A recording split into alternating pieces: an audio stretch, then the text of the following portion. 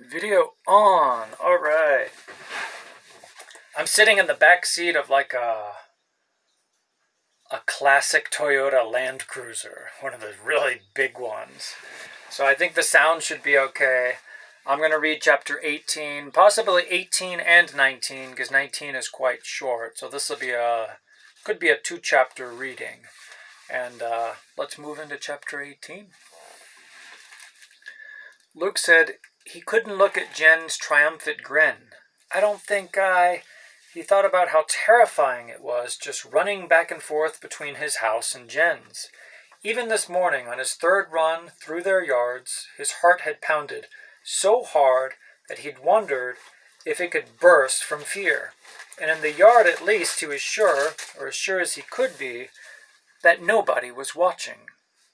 How could Jen think he would dare go out in public, where he knew people could see him? People in government, no less, and say, I am a third child. I want to be treated like everyone else. Scared, Jen said softly, and Luke could only nod, and Jen turned back to the computer. Well, I am too, she said, matter-of-factly, and she typed something, then looked back at Luke. Some. But don't you think it'll be a relief? No more hiding. No more pretending. Just being free. Luke wondered if he'd always misunderstood the meaning of the word relief. Jen's rally sounded like his worst nightmare. You can think about it, she said, and you don't have to decide anything today. Now, are you ready to chat? Luke looked back at the computer screen where rows of words were unfurling.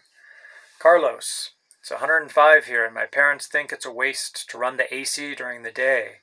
Can you say heartless? Sean, why, don't just crank it up. Then turn it off again right before they get home. That's what Pat and I do, and they'll never know. Carlos, yeah, but my parents probably read their electric bill. Yolanda writes. So what are they going to do? Ground you?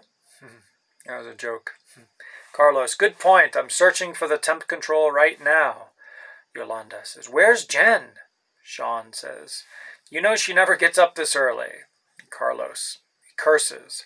My parents have the temp control locked somehow. I told you they were evil. Where's Jen? I can't wait for her sarcastic comment. Luke read the words Jen was typing. I'm right here, and Sean, I do get up early. I just don't always choose to see you first thing. Carlos, what's wrong? Is there sweat in your eyes? There's only one R in sarcastic. She hit another key, and the words appeared right up with everyone else's, and were followed quickly by another line. Sean, good morning to you, too, Jen. Glad to see you're still among the living. So back when this book was written, this was pretty big stuff. This is like a chat room. So they're in a chat room simultaneously writing each other, kind of like email. And to Luke, obviously, this is like brand new technology, and he's just amazed.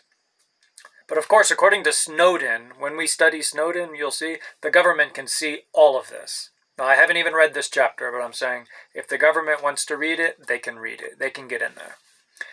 Jen typed quickly.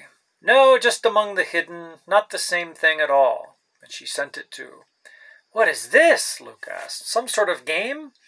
He remembered Jen mentioning a Carlos before, never explaining who he was. Were these some sort of computerized imaginary friends? Carlos, Sean, Yolanda, they're all other third children. Sean's even got a brother, Pat, who's a fourth child. This is how I talk to them. Luke watched the next line of type appear. Carlos, thanks for the sympathy. Jen, but how? Luke asked, doubtful. Oh, it's the net. Internet. Jen said, if you've got a spare hour or two sometime, I'll give you the technical gobbledygook to explain it. And all I care about it is that it works. I would die without someone to talk to.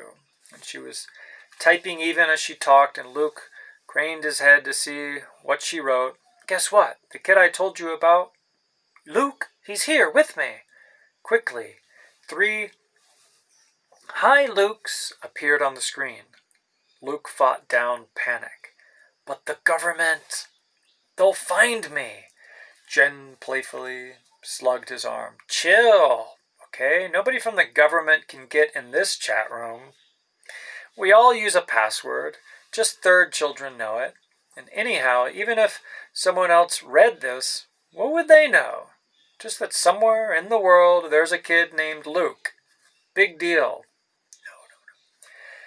But they can trace you through the computer, and then they'd find me too. Luke's heart was still pounding. Look, if they could trace people through the computer or through this chat room, wouldn't they have found me a long time ago? Jen asked. Luke tried to think clearly. Your parents, he said. You said they bribe people, so you're safe. But mine... Jen was shaking her head. No, I'm safe, she said. Even my parents couldn't bribe the population police if they found me. Maybe to keep them from looking, but maybe not even that. The population police get some ridiculously big reward for every illegal they find. Why do you think I hide it all? Why do you think we have to have the rally? Everybody ought to be safe, and nobody should have to use bribes just to walk down the street or go to a mall or take a ride in a car. Luke glanced back at the computer screen where the conversation continued. How did all those people find out the password? He asked. How did you? Well, I created the chat room, so I made it up, Jen said. And I knew a couple of other shadow kids, and I got my parents and their parents to get the password to them. And then some of those kids spread the password to other kids they knew. And last time I counted, I had contact with 800 kids. Luke shook his head. He didn't think his parents knew that many people. So, what is the password? He asked. Free, Jen said. It's free. F-R-E-E. Okay, now we're going to jump into chapter 19. This is getting very interesting. It's very good writing. I really like this book. Luke left Jen's that day with a pile of books and computer printouts clutched to his chest. Some reading material for you, she said, and you'll understand. Back in his room, Luke sat down on his bed and opened the first book. It was thick and carried it styled in ominous black letters. The Population Disaster. The type inside was small and closely spaced. Luke read a sentence at random.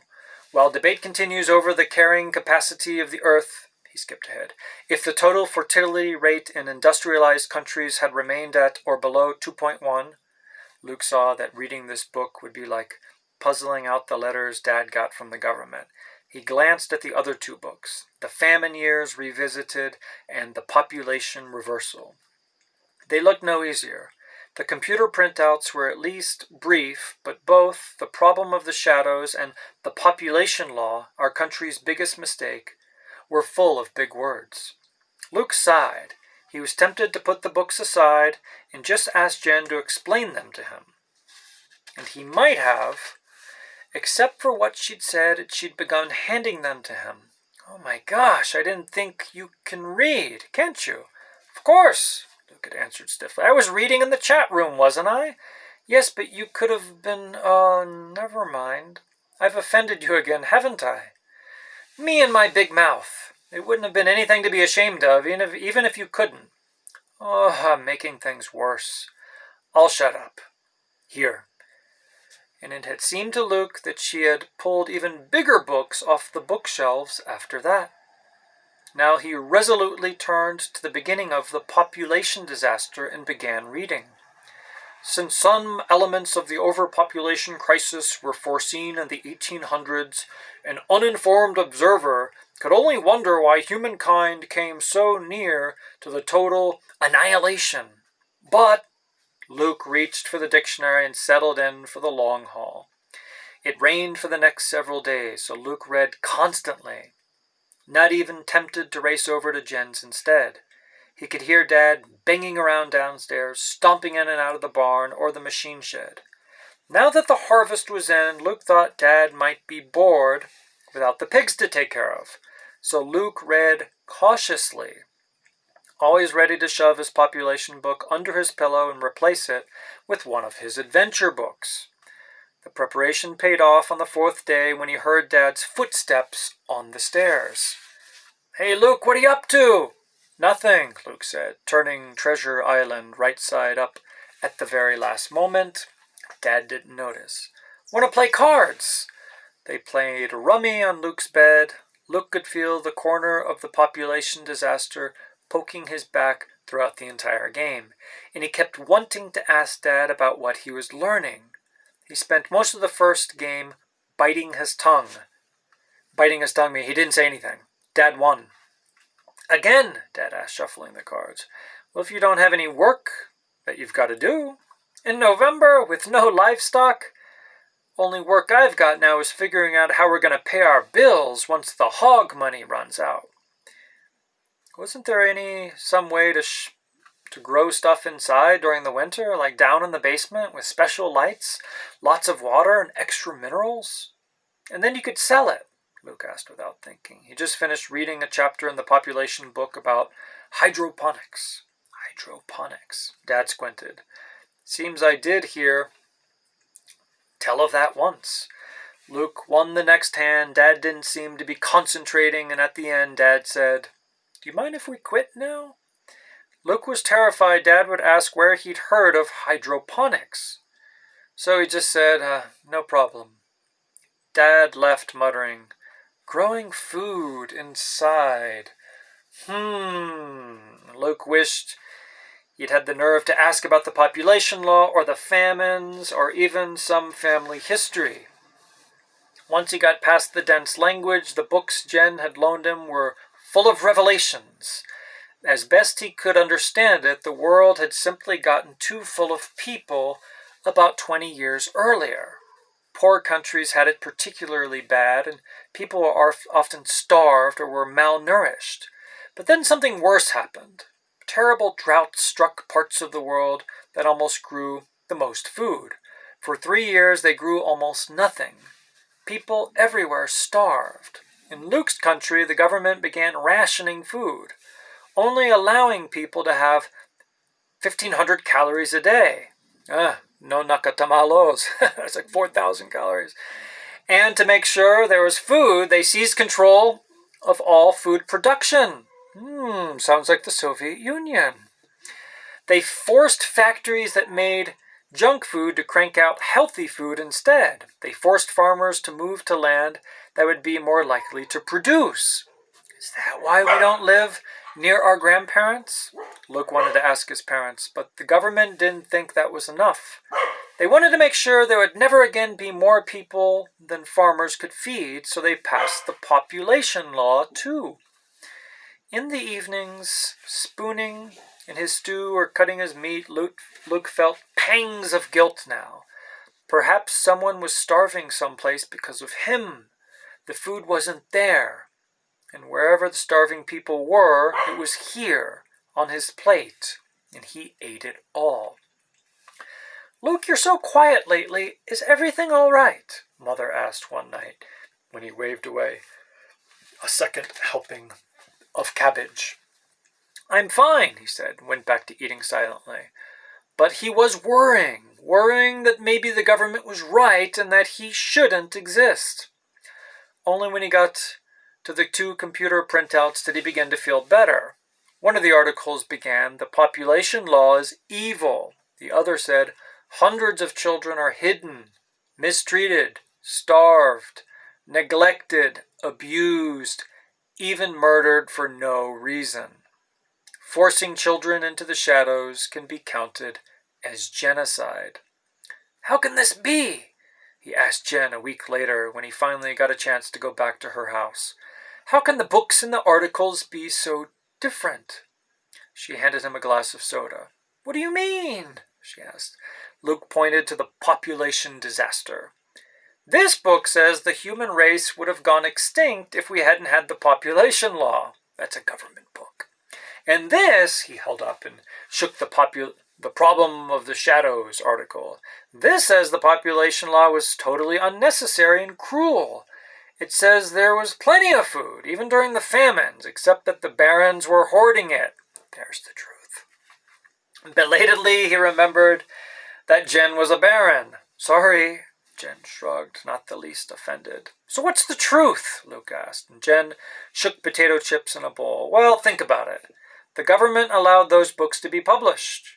They probably even paid for them. So of course they're going to say what the government wants people to believe. They're just propaganda, lies.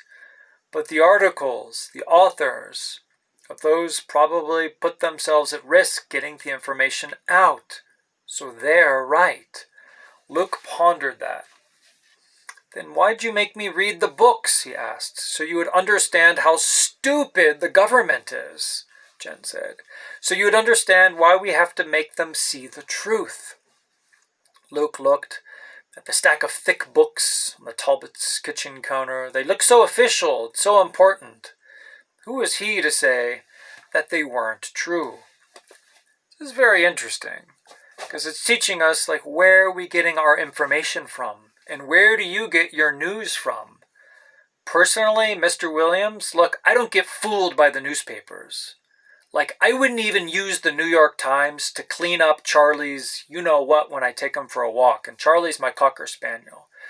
I go to YouTube, and I get my news from particular sources.